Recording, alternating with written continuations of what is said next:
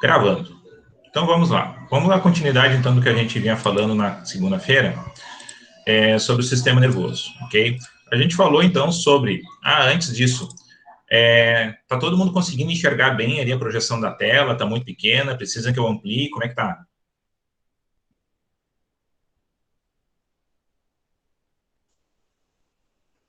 Se alguém precisa que eu amplie, só avisa aí.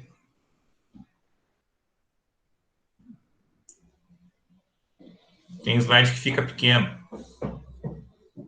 Tá, eu vou tentar trabalhar, então, com uma projeção maior ali, tá? Com um zoom maior, ok?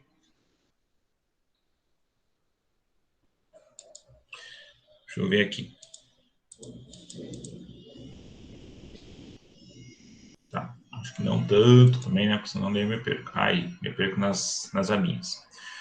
Bom, então assim, ó, vínhamos falando, tá? Dentro da aula passada a respeito do sistema nervoso central, a gente fez uma subdivisão do sistema nervoso central, tá? Que é o que eu quero buscar aqui agora.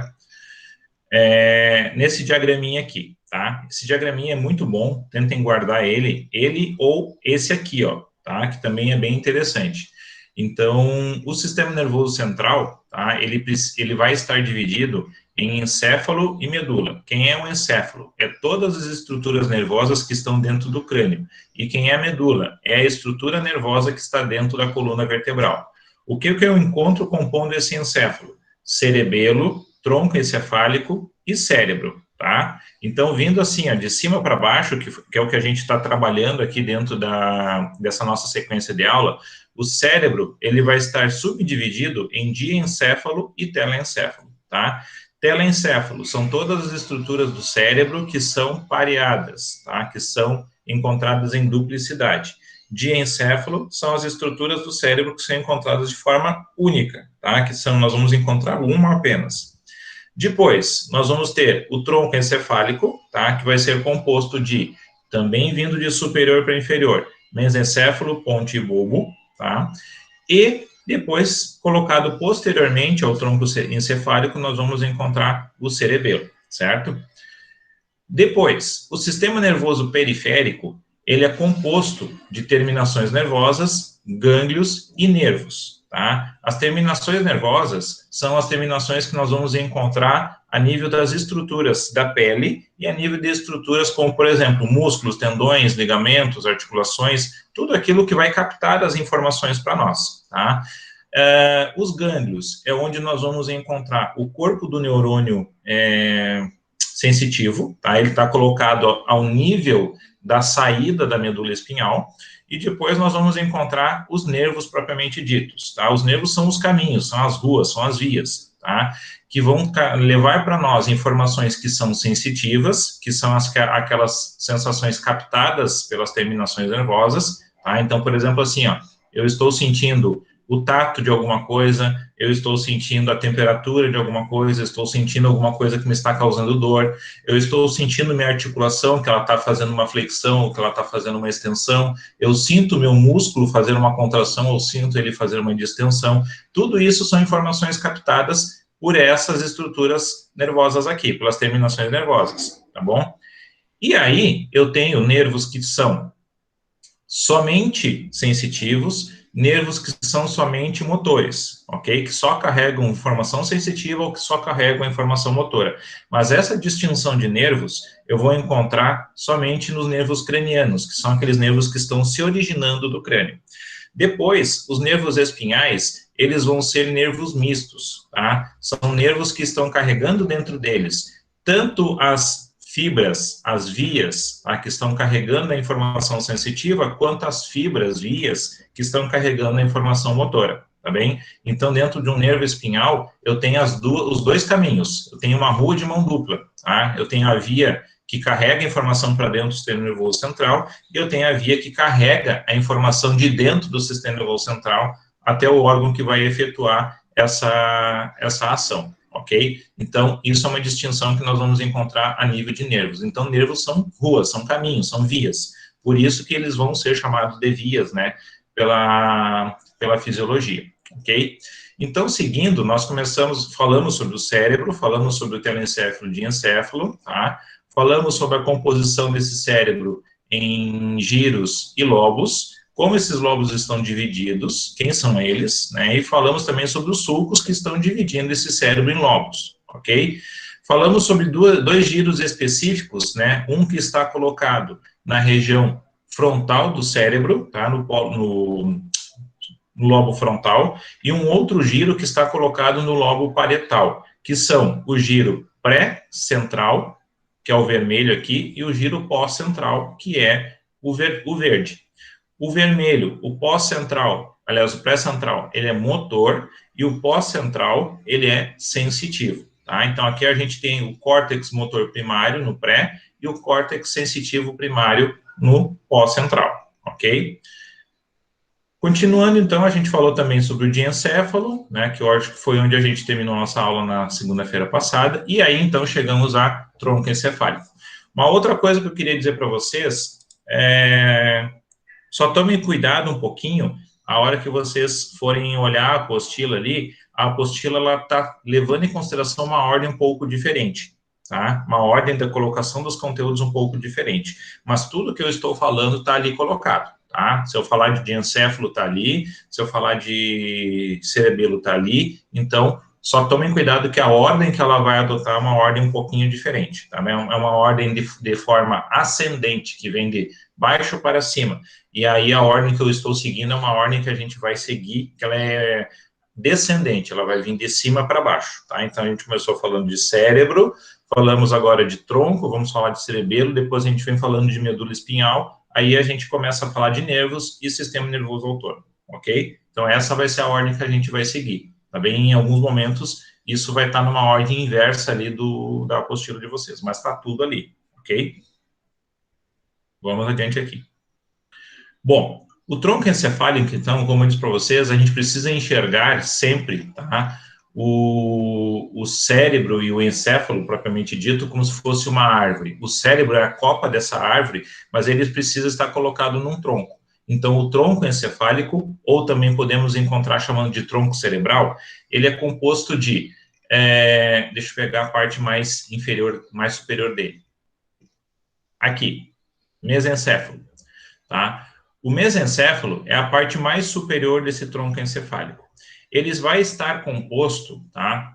Vai estar colocado, desculpe, entre... Deixa eu pegar uma imagem aqui para nós. Ó, essa aqui é uma imagem onde está aqui uma parte do cérebro, ó, daqui para cima está ele, e aqui a gente tem, então, o tronco encefálico, ó. Tudo isso aqui, tá? É tronco encefálico. Atrás dele, nós vamos ter o cerebelo, certo? Então, o mesencéfalo é essa parte aqui, ó. Tá? Toda essa parte aqui que está passando por trás dessa partezinha mais gordinha aqui e dessa outra partezinha aqui que parece, nos dá a impressão de ser uma estrutura piramidal, ok? Então, toda essa região posterior aqui, ó, que nós temos esse canal aqui, ó, tá? Tudo isso pertence, então, ao mesencéfalo. O mesencéfalo é uma estrutura, então, que vai fazer a ligação, tá, entre o cerebelo e as estruturas do tronco, e ele ainda tem uma coisa muito importante, ele tem esse canal aqui, ó, tá? Esse aqui é o aqueduto cerebral, ou como alguns ainda chamam, ó, aqueduto de Sylvius. Lembram que eu disse lá no início do semestre para vocês, lá nas nossas primeiras aulas, que existiam escolas de anatomia ao redor do mundo, tá? Então, cada escola estava descobrindo a mesma coisa, só que cada escola estava dando um nome diferente para as coisas, e normalmente se levava em consideração o nome de quem descobriu aquela estrutura. Então, o Sylvius, ele era um anatomista, tá? Um neuroanatomista, e ele fez essa descoberta aqui, ó, ele descobriu esse aqueduto, tá? Esse aqueduto cerebral, e a função desse aqueduto cerebral é ligar essa grande estrutura aqui, ó, que é a parte interna do diencéfalo, que nós vamos chamar de terceiro ventrículo, é ligar essa parte interna, tá, aqui, ó, com essa outra cavidade que está aqui, ó, colocada entre o cerebelo e o tronco cerebral. Bem aqui, então, nessa outra cavidade, que ela é meio triangular, ó, essa aqui sim nos dá a ideia de um triângulo. Essa cavidade vai ser chamada de quarto ventrículo, tá bem? Então, aqui no quarto ventrículo é onde vai depois o líquor, tá? Que está vindo aqui do terceiro, está vindo aqui para o quarto ventrículo, que esse líquor ele começa a tomar direções. Ele vai tomar uma direção de ir para circular no espaço subaracnoide do encéfalo, ou ele vai para circular no espaço subaracnoide da medula espinhal, tá bem? Então, na verdade, nós vamos ter depois, a gente vai falar novamente sobre isso, que todo o sistema nervoso central, ele está protegido por uma coluna de líquido, tá? E essa coluna de líquido é o líquor, é o líquido cefalorraquidiano, ok? Isso faz parte da proteção do sistema nervoso central. E aí, então, esse líquor vai ser produzido aqui nessas estruturas do ventrículo lateral, que está aqui, e do terceiro ventrículo, que está aqui, e o aqueduto cerebral aqui, ó, que está passando no mesencéfalo, tem a responsabilidade, então, de comunicar esse quarto ventrículo aqui de baixo com o terceiro. E aqui no quarto ventrículo, nós vamos ter duas aberturas, tá? 2 forames. E esses forames vão levar líquor para circular na parte de cima, tá? No encéfalo, e circular também lá embaixo, ao redor da medula espinhal, ok? Mas isso acontece a partir daqui, ó, do quarto ventrículo, tá bem? E por isso o aqueduto cerebral ele é importante, ó, porque ele precisa fazer essa comunicação. Se não houver essa comunicação aqui, ó, o líquor continua sendo produzido dentro dos ventrículos aqui, ó, do lateral e do terceiro.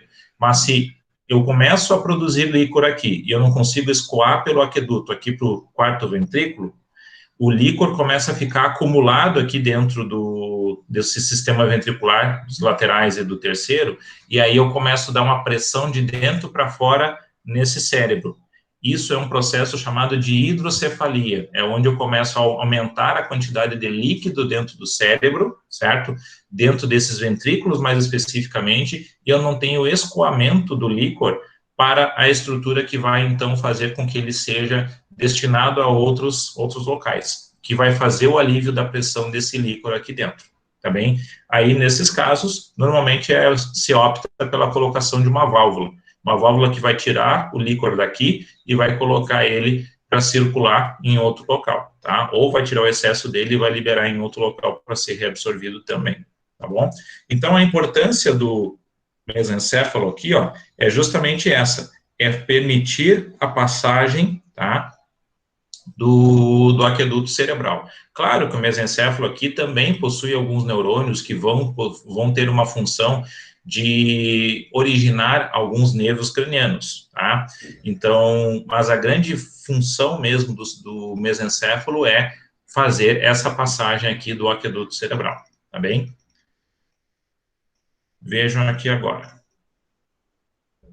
Ó, nessa imagem aqui, que está um pouquinho distorcida para vocês aí, ó, a gente tem aqui a estrutura do tronco cerebral. E o que está pintado aqui, ó, essa corzinha meio begezinha, é a parte que cabe ao mesencéfalo, tá bem? Então, vejam, ó, aqui está o ventrículo, terceiro ventrículo, aqui está o aqueduto cerebral, e aqui está o quarto ventrículo que está colocado entre o mesencéfalo e o cerebelo, tá bem? Então, essa aqui, ó, é a partezinha do mesencéfalo, certo? Que, inclusive, se vocês, na apostila de vocês, se alguém imprimiu, né, aquela apostila de sistema nervoso, se saiu em preto e branco, depois vocês podem pegar uma caneta, um lápis, alguma coisa assim, e tentar fazer aquele contorno, aquele desenho ali para ficar marcado, tá? Senão vai sair em preto e branco e vocês não vão conseguir ter a noção ao certo do que é. Então, aqui, ó, o mesencéfalo interpõe-se entre a ponte e o cerebelo, sendo atravessado por um estreito canal aqui, que é o aqueduto cerebral, ou também aqueduto de Sylvius. É nele que vamos encontrar posteriormente ao mesencéfalo e anterior ao cerebelo, entre os dois, o quarto ventrículo cerebral, tá? Vamos ver de novo aqui, ó. Então, olha só, aqui está o mesencéfalo, tá? Cortando ele aqui, ó, aqueduto cerebral, colocado entre ele e o cerebelo aqui atrás, nós vamos encontrar o quarto ventrículo, certo? E ele está interposto aqui entre essa estrutura que é a ponte e essa outra estrutura aqui também é o cerebelo, tá bem? Então, essa é a definição que nós temos aqui, ó, certo? Interpõe-se entre a ponte e o cerebelo e é atravessado pelo aqueduto cerebral. Certo aí?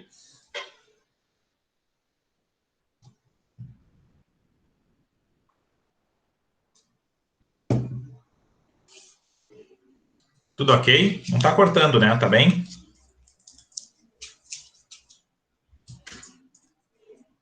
Beleza.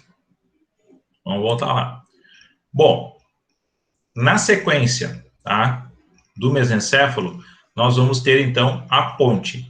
Ó, a ponte, ela tem um papel fundamental na regulação do padrão e ritmo respiratório, sendo que lesões nesse nível, tá, do tronco cerebral, pode nos acarretar uma parada respiratória. Desse nível do sistema nervoso central, emergem a partir de núcleos a maior parte dos nervos cranianos. Uma coisa que a gente precisa entender é o seguinte, ó, já de saída. Vão existir vários órgãos, vários sistemas que eles precisam estar autorregulados. Tá? O que significa fazer autorregulação? Por exemplo, nós vamos ter lá no nosso sangue arterial uma elevação da quantidade de CO2, por exemplo, tá bem? E eu preciso não ter muito CO2 no meu sangue, porque senão meu sangue fica muito ácido. E a forma que eu tenho de fazer esse CO2 sair mais para fora do meu corpo é aumentando a minha frequência respiratória, ou aumentando o volume de ar que eu estou respirando em cada ciclo. Então, isso é uma leitura que o sistema nervoso central vai fazer e é uma atitude que ele vai tomar. Ele vai fazer com que eu aumente a minha frequência respiratória, mesmo que eu não queira, essa frequência vai estar aumentada, vai estar elevada, até que o CO2 atinja um ponto de estabilidade, um ponto de normalidade. Uma outra coisa, por exemplo, que é o que a gente tem visto muito agora, é a questão da hipoxemia. Então, eu preciso também manter uma quantidade de O2 estável dentro do meu sangue, tá? E a partir do momento que eu não tenho essa quantidade de O2 necessária, que eu tenho para baixo, eu tenho o que a gente vai chamar de hipoxemia, tá? Então, baixa quantidade de oxigênio no sangue. Para que eu faça essa compensação, o meu sistema nervoso, ele começa a mandar que eu respire cada vez mais profundamente. E ele manda também aumentar a minha frequência respiratória para tentar compensar essa falta de oxigênio, tentando colocar mais ar para dentro do sistema respiratório e tentando captar mais oxigênio desse sistema, tá bem? Isso é o que acontece numa insuficiência respiratória.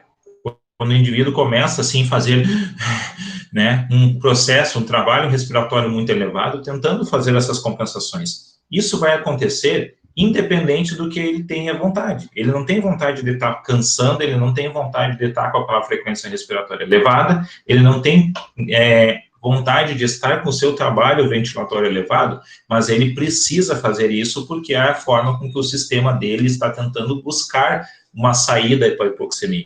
Isso é uma autorregulação. Então, o ritmo respiratório, ele é autorregulado por estruturas neuronais que estão na ponte. Assim como frequência cardíaca, tá? A frequência cardíaca, ela também pode ser regulada, ela vai ser regulada por núcleos, por neurônios que estão também saindo da ponte, tá bem? Então, se eu estou calmo, a minha frequência cardíaca, ela é calma, a não ser que tenha alguma coisa, alguma patologia interferindo nessa frequência cardíaca. Se eu estou fazendo exercício físico, tá? A minha frequência cardíaca, ela eleva. Assim que eu parar o exercício físico, a tendência é que a frequência cardíaca venha se normalizando também. Então, vão existir situações que, mesmo parado, né, o meu coração vai acelerar. Né? Isso vai se explicar, por exemplo, no momento em que eu digamos, está assistindo um filme de terror, né? Filme de terror bom, não aqueles, né, trash, aqueles lixos, assim, lá dos anos 80, 90, né? Que o cara perde a mão e aí fica jorrando sangue, assim, com uma mangueirinha, coisa muito, né, ridícula. Que até é engraçado de ver. Mas, enfim, um filme bom, um filme de terror bom, é aquele filme, assim, ó, que ele te pega do nada durante o filme, te dá um susto e teu coração dispara por causa do susto, né? Ou de repente, alguma informação, alguma notícia que vocês receberam, isso pode também fazer uma aceleração do coração. Então, isso é uma autorregulação cardíaca, tá bem? O coração também ele vai regular o seu ritmo de forma autônoma. Qualquer coisa que interfira nisso, para mais ou para menos, é patologia, tá bom? Então, isso são regulações que neurônios presentes no tronco encefálico vão fazer também no coração, tá bom? Então, vão existir nervos que estão saindo dessa região aqui do tronco encefálico, que estão indo para fazer a inervação do coração, como, por exemplo, o nervo vago. O nervo vago é o nervo que vai fazer esse tipo de papel para o coração. Vai existir também o nervo frênico, tá? Que o nervo frênico é o que vai fazer esse tipo de regulação para o sistema respiratório. Então, tudo isso, tá, vai partir de neurônios que estão arranjados em núcleos, tá? Em coleções de neurônios, que vão, então, originar esses nervos para fazerem essa autorregulação, tá bom? Deixa eu mostrar aqui para vocês agora. Vejam só. Então, aqui, ó, toda essa parte mais gordinha aqui, ó, do tronco encefálico, é a ponte. Por que o nome ponte? Porque está fazendo uma ponte entre mesencéfalo e essa parte de baixo aqui, que vai ser o bulbo, tá bem? Por isso é chamado de ponte. Bom, o que mais que a gente vai ter, então, dessa ponte aqui? Aqui, ó. Essa aqui é uma imagem, tá, do Néter, onde estão dissecados aqui, ó, tá cortado, uma imagem esquemática, na verdade, né? Mas está cortado aqui todo o tronco encefálico, tá? Aqui atrás nós vamos ter a parte do mesencéfalo, aqui nós vamos ter a parte da ponte, e mais aqui embaixo a parte do bulbo. O que significa essas bolinhas aqui, ó, vermelhas e azuis? Essas bolinhas significam os gânglios, tá? Significam os núcleos dos neurônios que estão originando os nervos. Então, vejam, por exemplo, esse aqui, ó. Esse aqui é um nervo que está se originando da ponte, tá? Esse aqui é o quinto par craniano, é um nervo chamado de nervo trigêmeo. Por que ele está em azul e por que ele está em vermelho? Porque ele está carregando dois tipos de fibras dentro dele. Ele está carregando em vermelho a fibra que é motora e em azul ele está carregando a fibra que é sensitiva, tá bem? Então ele é um nervo de mão dupla, ok? É isso que as cores aqui nessa imagem elas estão tentando mostrar para nós. Vejam só, vermelho são fibras eferentes. Quem é a fibra eferente? É a fibra motora. É a que está carregando a informação motora lá para o órgão efetor, tá? E a fibra aferente é aquela fibra sensitiva, aquela fibra que está trazendo do sistema nervoso periférico, lá da periferia, tá, lá do órgão sensitivo, está trazendo a informação aqui para dentro do sistema nervoso central, tá bem? Então, quando a gente fala em nervo que ele é misto, é isso aqui que eu digo para vocês, é um nervo que ele está carregando os dois tipos de informação, tanto a informação sensitiva para dentro do sistema nervoso central, quanto a informação motora que vai sair do sistema nervoso central, tá bom? Isso é o que a gente vai falar ao longo do tempo agora. Deixa eu voltar aqui. Tá. Sobre ponte, ok? Para aí que deu pânico no lago, peraí. Pânico no lago, psicose. Não, tem coisa mais trash ainda. Piranha, tubarão, né, que são clássicos, mas hoje são trash, né, são lixo. Piranhas, assassinas voadoras. Sharknado, nossa senhora. Onde é que já se viu um furacão que puxa o tubarão e fica tubarão voando, né, e respirando fora d'água, e caindo do céu e comendo as pessoas? Esse passa da ruindade, não, assim, é muito engraçado, muito engraçado. Se assistir também, assim, né, o clássico Sexta-feira 13,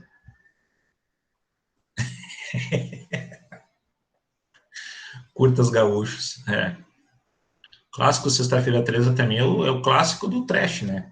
Que é umas coisas, assim, medonhas, hoje. Quando a gente era guri, assim, dava medo. Agora, tu imagina assim, ó, Jason, né? A pessoa corre para fugir do Jason. E o Jason vem caminhando lentamente, com um facão na mão. A pessoa continua correndo. Quando vê, o Jason está na frente da pessoa, com um facão para espetar lá na frente. Tem cabimento um troço desse? Não existe. Enfim, os clássicos hoje são trash. Vamos voltar lá. O que falta a gente ver, então, do tronco encefálico? Bem, o tronco encefálico, então, nós vamos ter a parte mais inferior dele, que vai ser o bulbo, tá bem? O bulbo, ele tem uma questão que ela é muito importante para nós. No bulbo, nós vamos encontrar um sistema de neurônios chamado de neurônio piramidal. Por que isso? Porque ele tem um formato de pirâmide, né? Mas existem vias, tá? Vias sensitivas e motoras que vão passar por dentro do neurônio piramidal e vias que não vão passar por dentro do neurônio piramidal. Todas as vias que passam por dentro do neurônio piramidal vão formar o que a gente vai chamar de vias piramidais, tá? Ou trato piramidal. Por exemplo, a via córtico-espinhal é um exemplo de uma via que está passando por dentro dos neurônios piramidais. E, na verdade, em torno de 85% das vias que estão vindo de baixo para cima com informação sensitiva e de cima para baixo com a informação motora vão passar por dentro desse trato piramidal, por dentro desses neurônios piramidais. Só que, qual é a importância desse neurônio piramidal? No momento que as vias passam por dentro do neurônio piramidal, elas vão mudar o seu sentido de inervação. O que significa isso? Então, tudo que está vindo do lado esquerdo do cérebro, passando dentro dos neurônios piramidais, vai inervar o lado direito do corpo. Tudo que está vindo do hemisfério cerebral direito e passar por dentro dos neurônios piramidais vai inervar o lado esquerdo do corpo. Então, vai haver um cruzamento das vias dentro desse neurônio piramidal, tá? Não me perguntem por que é assim, mas Deus quis assim, tá bem? Aí é a teoria do criacionismo. Esse processo de inversão dos tratos, das vias, é chamado de decussação das pirâmides, tá? Então, em torno de 85% das vias que estão subindo e descendo para o sistema nervoso central superior vão passar por dentro do neurônio piramidal, tá? Vai sofrer esse processo de decussação, esse processo de inversão das vias, tá? O que vem da esquerda inerva o lado direito do corpo, o que vem do lado direito inerva o lado esquerdo do corpo, tá? Agora, os que não passam por dentro do sistema piramidal são as vias extrapiramidais. O resto dos 15% que sobrou das vias. Então, nesse caso, essas vias extrapiramidais, elas vão vir do lado esquerdo do cérebro e inervar o lado esquerdo do corpo. Vem do lado direito do cérebro e inerva o lado direito do corpo, tá bem? Por isso que a gente, então, tem essa diferenciação no nome das vias. Vias piramidais são vias que passam por dentro das pirâmides. Obrigatoriamente, elas vão mudar o seu sentido, tá? Vias extrapiramidais passam por fora das pirâmides, e aí não mudam o seu sentido, tá bem? No que a gente vai notar isso? Principalmente quanto à musculatura de tronco, musculatura de membro superior e membro inferior, e depois musculatura que controla a postura, tá? Que nos controla e nos coordena a postura. As vias extrapiramidais, elas vão controlar e coordenar a nossa postura, ok? E as vias piramidais vão controlar todo o movimento ativo que a gente faz de tronco e que a gente faz também de membros superiores e inferiores. Um caso clássico para nós, que a gente pode usar, um caso clínico, tá? É a questão do AVC. O indivíduo, quando ele sofre um AVC, quando ele sofre um acidente vascular cerebral, do lado esquerdo do seu cérebro, o seu comprometimento motor, a sua sequela, é do lado direito do corpo, tá? É aquela paralisia, aquela hemiparalisia, hemiplegia, mais especificamente, é a bala, que nós vamos encontrar, então, essa mudança. Se o indivíduo sofrer um AVC, né, um acidente vascular cerebral, do lado direito do seu cérebro, a sequela vai estar do lado esquerdo do corpo, tá bem? Porque o AVC, então, ele vai afetar justamente essas vias que são piramidais, ok? Então, o nome dessa mudança de sentido das vias, é decussação das pirâmides. Decussar significa trocar o sentido, tá bom? Então, essa é a grande questão. Então, aqui, ó, nós temos o espaço destinado ao bulbo, ó, bem aqui nessa parte mais, sei lá, como é que é o nome dessa cor aqui? É bege?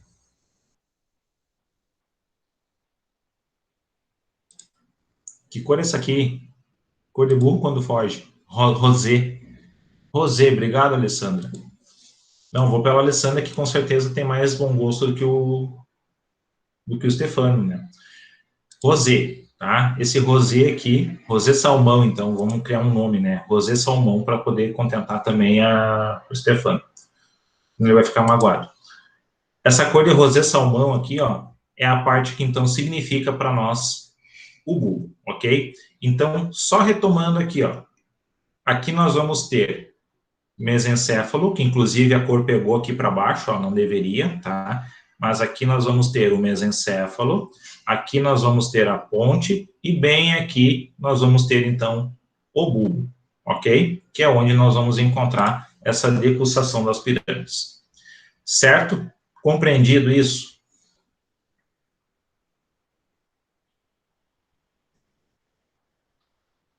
Beleza. Tá? E essas porções aqui também são bem fáceis de a gente identificar lá na hora da prática, tá? Que a gente vai identificar lá nas nossas aulas práticas.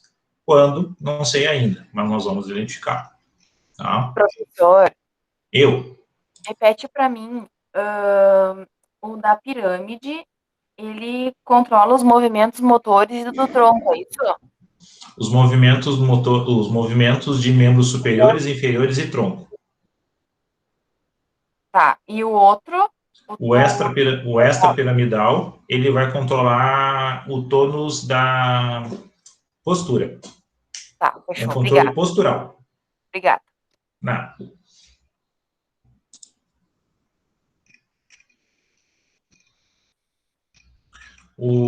Nossos amigos da enfermagem não vão passar por isso, mas os nossos da fisioterapia vão pirar a cabeça com isso, né? Porque mais para frente, daí é a hora que começa a tratar sobre o sistema nervoso mesmo, parte clínica de neuro, aí começa a pirar a cabeça. Mas como que isso aqui tá fazendo assim e não é assim, é assado? Não, calma, mas é que a gente tem origens diferentes das vias, né? Uma coisa é controlar postura, outra coisa é controlar a movimentação ativa. Então, isso é uma coisa que pira a cabeça depois do pessoal. Mas, num primeiro momento, vamos guardar assim, ó. Extrapiramidal controla a postura, tá? Piramidal controla a movimentação ativa do tronco e dos membros, ok? Vamos lá. Bom, então, do tronco encefálico, seria isso. Deixa eu voltar aqui, ver se eu não esqueci nada.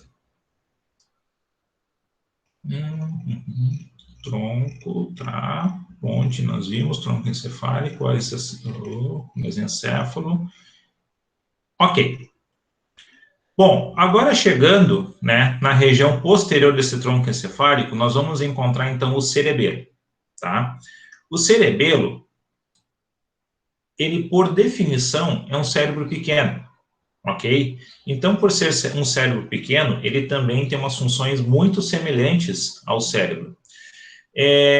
Por exemplo, o cerebelo, ele vai controlar para nós coordenação e ele vai controlar equilíbrio. Essa é a grande função do cerebelo.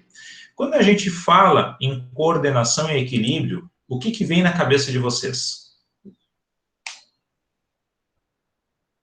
que significa a pessoa que não tem coordenação e que não tem equilíbrio? O que vocês imaginam? Falem, escrevam.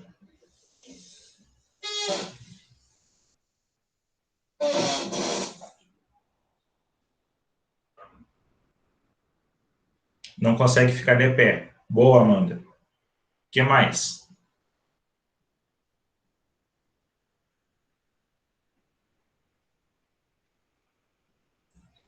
Coordenação e equilíbrio. Para que eu preciso de coordenação e equilíbrio? Não tem noção de espaço? Ok? O que mais? Vamos lá. Quem mais tem alguma ideia aí? Ou se não tem ideia, assim, ó, coloca não, não, não, não, não, não.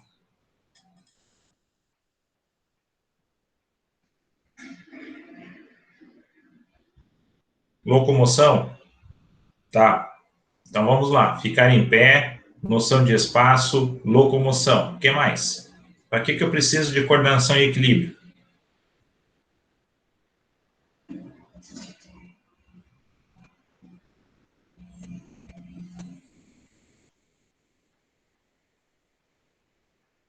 Andar em linha reta? Ok. É o cerebelo que é afetado quando você tem crise de labirintite? Não. Aí é o labirinto. Está lá dentro do ouvido interno. Milena. Pular. Boa. Isso exige coordenação e correr também, coordenação e equilíbrio. O que mais? Que exige coordenação e equilíbrio. Caminhar? Sim. Exige coordenação e equilíbrio. Segurar a caneta. Muito bom, Marcela. Segurar a caneta precisa de coordenação e equilíbrio. Realizar algum movimento. Muito bom, Giovana. Perfeito. Dançar exige coordenação e equilíbrio. Muito bom, Aline. O que mais?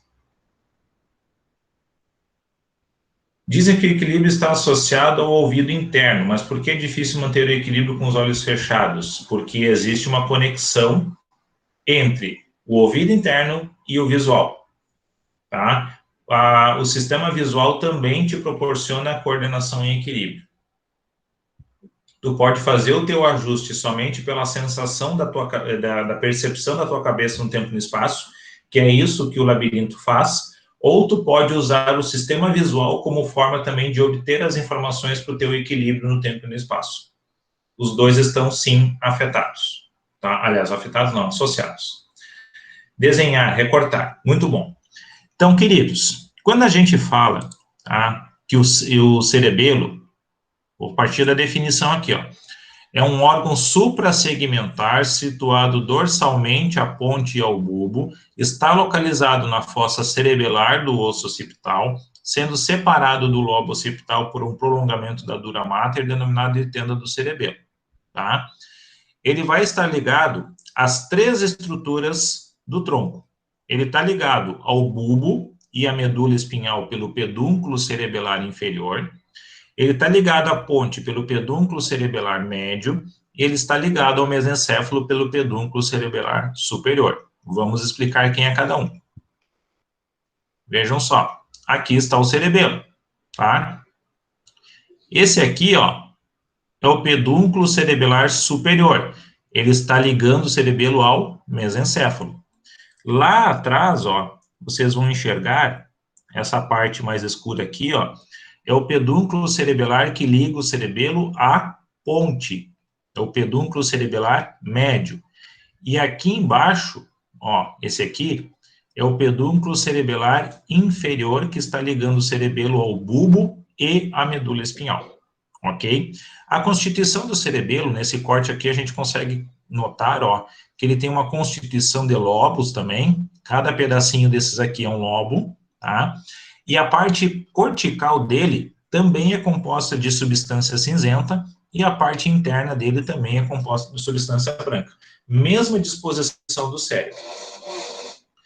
Tudo que nós fomos aprendendo ao longo da nossa vida, todas as experiências motoras que nós tivemos ao longo da nossa vida, foram sendo armazenadas dentro do cerebelo, tá? Porque cada ordem que o cérebro manda executar, por exemplo, alguém ali falou, deixa eu ver para não ser a Bianca, se o nosso cérebro mandou desenhar alguma coisa, o cerebelo é que vai dizer para nós assim, ó, quanto de força eu preciso colocar no lápis para fazer o desenho, qual é a forma, qual é o movimento que eu preciso fazer, quais músculos estão em contração e quais estão em relaxamento, quando eu preciso fazer o movimento circular do desenho, ou quando eu preciso fazer o movimento de fazer o ápice da casinha, né, de fazer o telhadinho da casinha. Então, ou seja, Tudo isso, todas essas informações estão armazenadas no cerebelo. Por quê? Porque o cerebelo é um órgão de equilíbrio e coordenação. O que significa equilíbrio e coordenação ligado ao cerebelo? Significa tudo.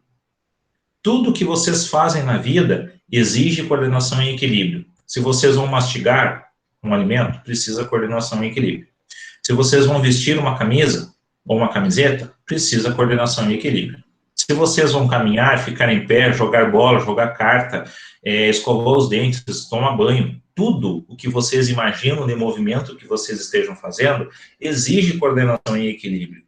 Agora, no momento que o equilíbrio e a coordenação do cerebelo estão afetadas, isso significa patologia. A doença mais clássica, né, a patologia mais exponente do sistema do cerebelo é o Parkinson. O indivíduo parkinsoniano, ele não consegue ter coordenação e equilíbrio em nada do que ele vai fazer, nem a postura dele ele consegue ajustar.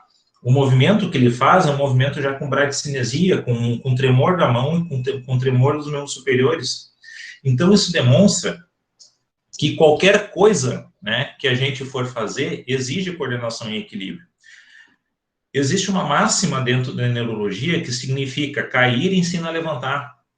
Ok? Muitas vezes vocês devem ter ouvido isso, tá? E por que isso nos ensina? Porque quando eu caio, a experiência do cair, ela fica armazenada em neurônios aqui do cerebelo. Por exemplo, todo mundo já passou por essa experiência. Por exemplo, vem vindo, tá de meias dentro de casa, andando de meia dentro de casa. Aí daqui a pouco, puf, né, deu uma passada meio larga e escorregou com as meias dentro de casa. Ou assim, ó, vem meio tocado e aí acaba pisando no piso molhado com a mesma levada, com a mesma velocidade de passada que vinha vindo e não tinha percebido que o piso estava molhado. E vira com as quatro rodas para cima, né? Cai mesmo. Aí, isso nos ensina por quê? Porque da próxima vez que a gente estiver andando de meias dentro de casa, a gente sabe que a nossa passada não pode ser muito larga. Que a velocidade que a gente vai andar somente de meias, num piso muito liso, ela não pode ser uma velocidade muito grande. A gente vai fazer um passinho mais curto, uma passadinha mais curta, né? Uma corridinha mais curta se a gente quiser andar com velocidade. Quando a gente estiver andando por aí, por exemplo, e a gente olhar assim uma plaquinha amarela, né? E o amarelo sempre nos chama a atenção.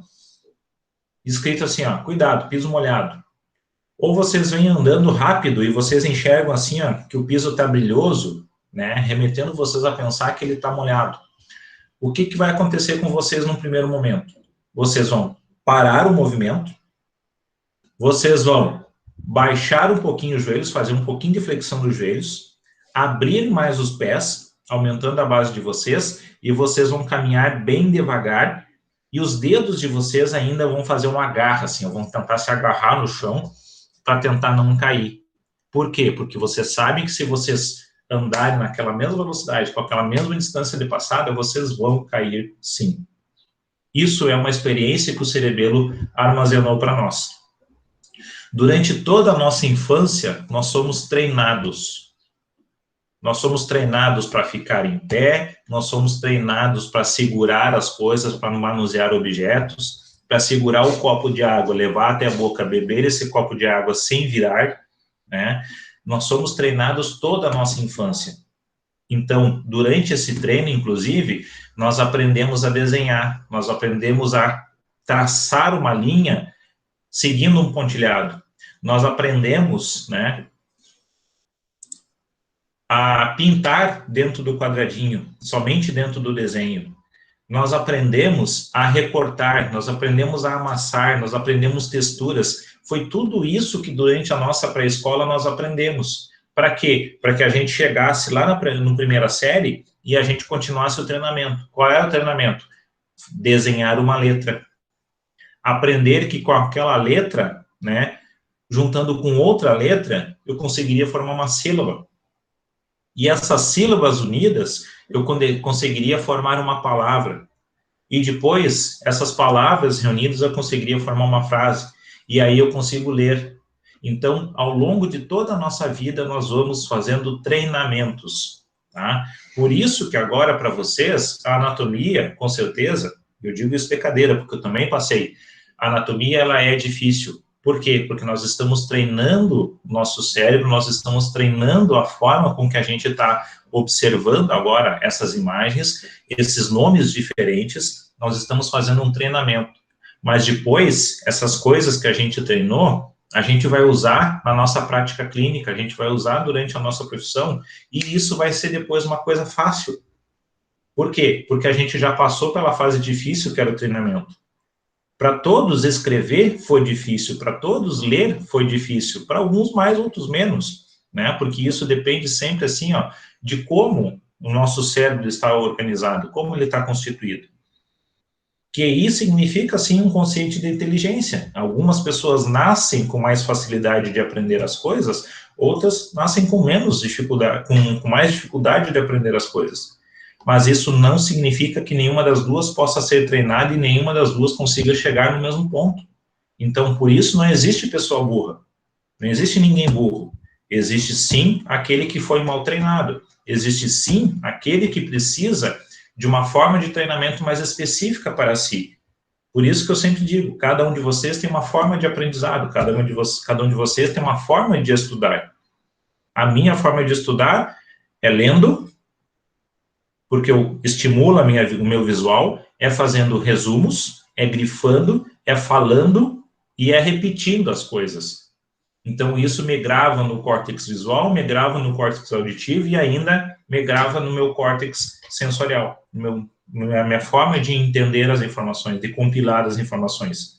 Aliás, eu sou muito objetivo nisso, eu pego o texto e puxo as palavras que eu preciso puxar, mas porque eu aprendi isso, eu treinei isso. Então, significa que não existe ninguém burro. A hora que um de vocês me diz assim, mas eu sou burro, poxa, isso me fere.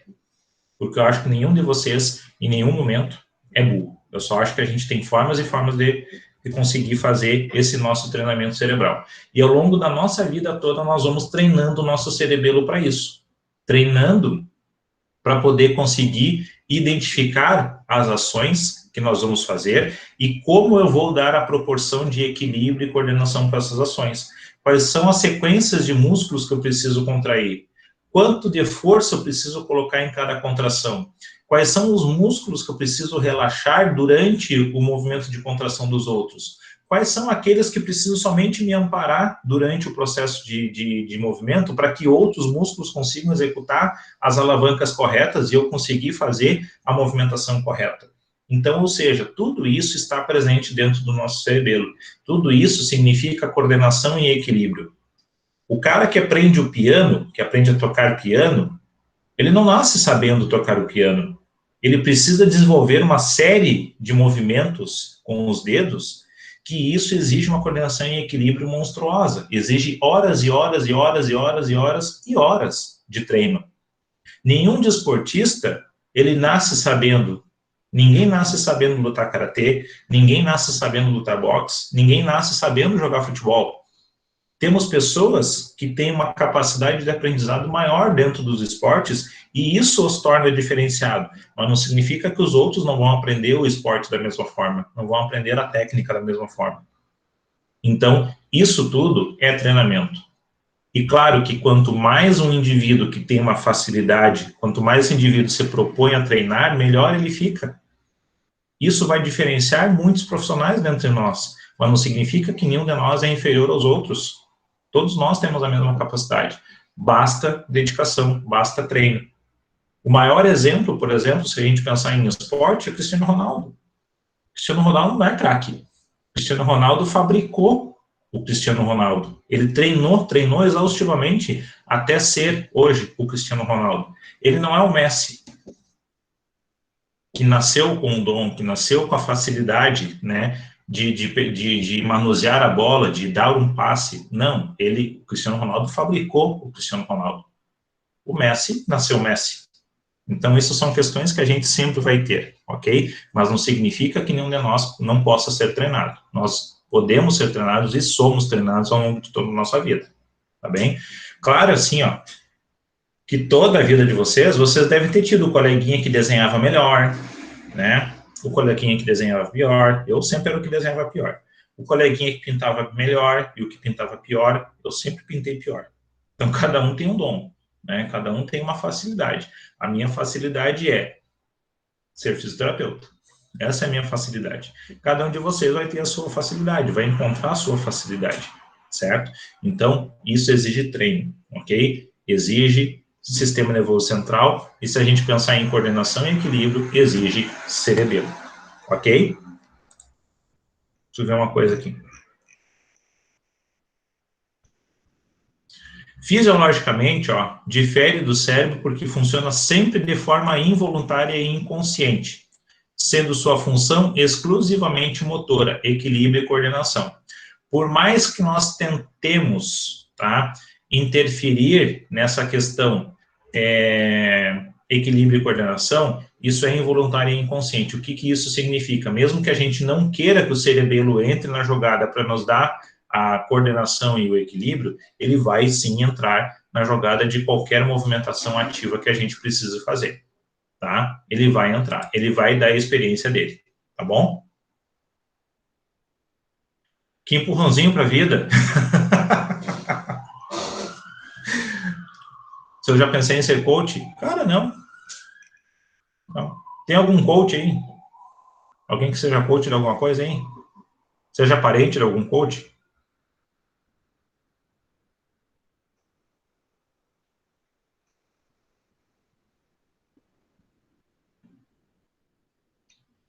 Ninguém? Ninguém é coach aí? Parente de coaching? Amigo coach?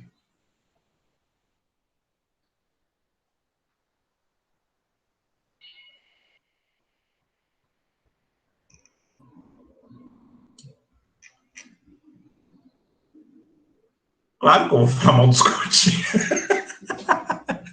Sou instrutor de yoga, serve? Cara, já falei para vocês que a minha melhor fase da vida foi quando eu fazia yoga. Foi a melhor fase da minha vida.